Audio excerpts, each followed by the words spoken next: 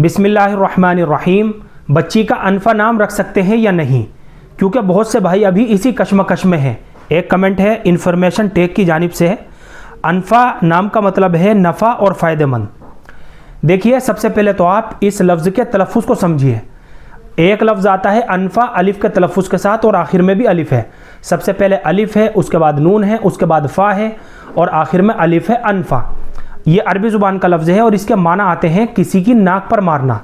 तो इस तलफ़ुज़ के साथ बच्ची का हम नाम बिल्कुल भी नहीं रख सकते और इस नाम के ताल्लुक़ से हमने काफ़ी तफसील के साथ और डिटेल के साथ वीडियो भी बनाई हुई है, आप जा कर के देख सकते हैं।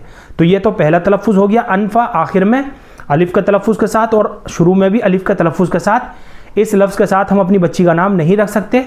और एक लफ्ज़ आता है अरबी ज़ुबान में अनफा, आखिर में आइन के तलफ़ुज़ के साथ। सबसे पहले अलिफ़ है, उसके बाद नून है, उसके बाद फ़ा है और आखिर में आइन है, अनफा।